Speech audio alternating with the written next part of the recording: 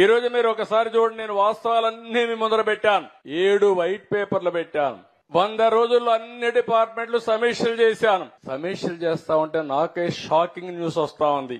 Department లో కేంద్రం ఇచ్చిన డబ్బుల్ని వాడేసి, డైవర్ట్ చేసి, ఒక విధంగా దుర్వినియోగం చేసి, కడాన దేనికి ఖర్చు పెట్టామో చెప్పకుండా తిరిగి మనకిచ్చే డబ్బులు కూడా రాకుండా పోయే పరిస్థితి వచ్చింది.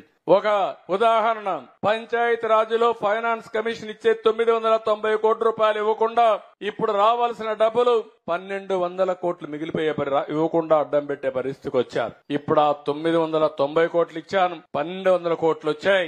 ఇప్పుడు సర్పంచులందరికీ కాస్తో కూస్తో వెసులుబాటు వచ్చి పనులు చేసే స్థాయికి తీసుకొచ్చావంటే అది గాడి దప్పిన పరిపాలన ఘాట్లో పెట్టడం అని చెప్పి కూడా నేను మీ అందరికి విజ్ఞప్తి చేస్తున్నా. ఒక రంగం అని కాదు, అన్ని రంగాలలో ఇదే పరిస్థితి.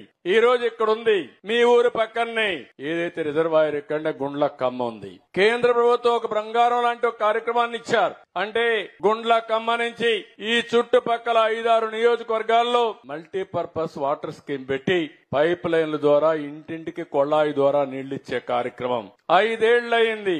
ఒక్క ఊరికి నీళ్లిచ్చిన దాఖలాలు లేవు. దీనికి వాళ్ళు ఇచ్చిన ప్రోగ్రాం చూస్తే మేము 50% ఇస్తాం, మీరు ఒక 50% పెట్టుకోండి, రెండో పెట్టుకొని మీరు ఎంతైనా పర్వాలేదని ఒక్కొక్క రాష్ట్రం 1,00,000 కోట్ల రూపాయలు ఖర్చు పెట్టే పరిస్థితికి వచ్చారు. కొన్ని రాష్ట్రాల్లో 70,000 కోట్ల రూపాయలు ఖర్చు పెట్టారు సిరిసగ వేసుకొని. దీనివల్ల ఇంటింటికి కొళాయి ద్వారా నీళ్లు ఇచ్చారు.